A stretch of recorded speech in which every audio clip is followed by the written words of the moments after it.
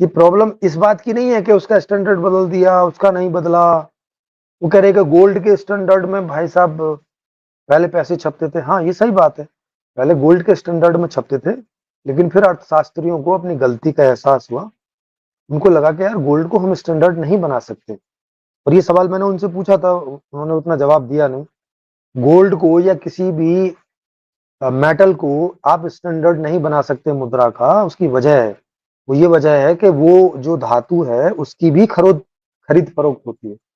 जैसे उदाहरण के लिए सोने को अगर आपने आधार बना लिया, गोल्ड को, तो अब गोल्ड तो अपने आप में एक एक धातु भी है, वो धातु के रूप में भी खरीदी बेची जाती है। तो जब बाकी चीजों का रेट कम ज्यादा होगा तो क्या गोल्ड का रेट कम ज्यादा नहीं होगा? होगा।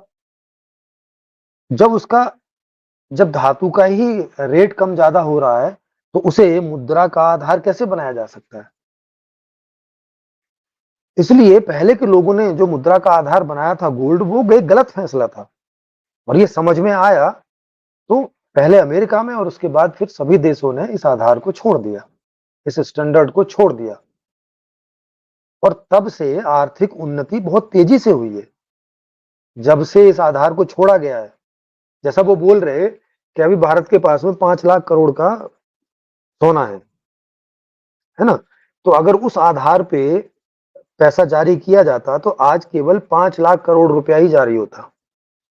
और 5 लाख करोड़ रुपया जारी होने का मतलब है कि आज भी बहुत सारे गांवों में रुपया होता ही नहीं, शहरों शहरों में चल रहा होता, गांव में आज भी बार्टर सिस्टम ही चल रहा होता,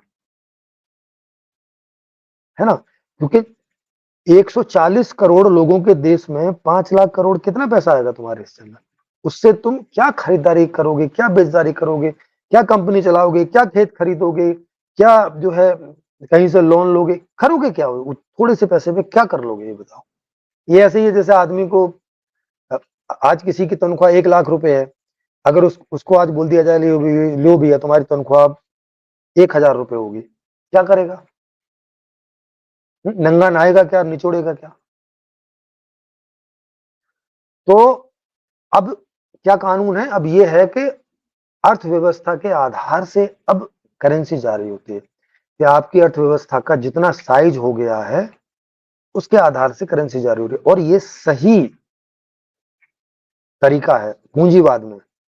वैसे तो पूंजीवादी व्यवस्था ही कोई बहुत काम की व्यवस्था नहीं है, लेकिन अगर पूंजीवादी व्यवस्था के अंतर्गत देखोगे तो आर्थिक ढांचे के आधार पर करेंसी जारी होनी चाहिए कि हमारे देश में कितनी खरीदी और बेची हो रही है और उसके लिए जितनी तरलता की जरूरत है, जितनी लिक्विडिटी माने करेंसी की जरूरत है, उतनी करेंसी जारी होनी चाहिए, ना ज्यादा ना कम।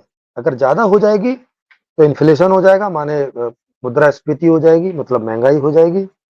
और अगर कम पैसा रह गया तो लोगों के पास पैसे की कमी हो जाएगी और आर्थिक जो उन्नति है वो गिर जाएगी। तो अब इन लोगों को इकोनॉमिक्स आता नहीं है, इकोनॉमिक्स के सवाल पूछो तो ऐसे हो जाते हैं, कह रहे हैं कि वो मुद्रा ज्यादा छापने से महंगाई हो गई है। भैया मुद्रा ज्यादा छापने से महंगाई नहीं होती है, महंगाई होती है मांग और आपूर्ति के रेशो गड़बड़ाने से। कि अगर मांग ज्यादा है और आपूर्ति कम है तो वो चीज महंगी होगी, है ना? अब जैसे ही बोलते हैं कि सोना महंगा हो रखा है, हाँ तो जिनकी आपूर्ति कम है मांग से वो महंगे हो रखे हैं। आज भी जिनकी आपूर्ति ज्यादा है मांग से वो सस्ते हैं, जैसे गेहूं सस्ता है, दाल सस्ती है, दूसरी दूसरे महंगी चीजों की तुलना में सस्ते है कि नहीं? अभी यही ब्लैक एंड व्हाइट टीवी आज से कम 30-40 साल पहले जितने रुपए का आता था उससे भी कम पैसे में आज एलईडी कलर टीवी आता है, उसका रेट कम है। क्यों कम है? क्योंकि मांग के आधार से उसकी आपूर्ति पर्याप्त ज्यादा ही है। टीवी एक एक कंपनी नहीं, सैकड़ों कंपनियां टीवी बनाती हैं दुनिया में, और भर भर के बनाती हैं। दुकान पे टीवी पड़े रहते हैं, लोग खरीदने नहीं जाते, क्योंकि एक बार कोई खरीद लेता है 10-15 साल आराम से चलता है टीवी।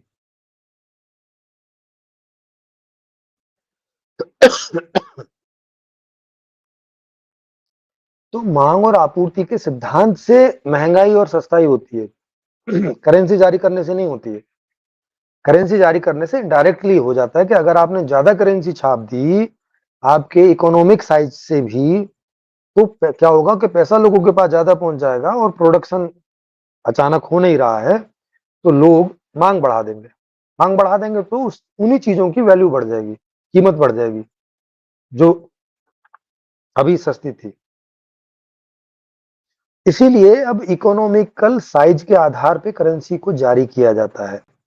1970 के बाद में लगभग, अमेरिका में तो उससे भी पहले हो गया था, पर दुनिया में लगभग सारे देशों ने 1970 के आसपास में इस आधार को मान लिया था कि करेंसी जारी करने का आधार हमारा आर्थिक आकार, देश का आर्थिक आकार कितना है, उस आधार पे करेंसी जारी करेगी सरकार, जो एक राइट प्रोपोर्शन। हालांकि वो अंदाजन होता है, उसमें कभी थोड़ी ज्यादा भी हो जाती है, कभी थोड़ी कम भी होती है।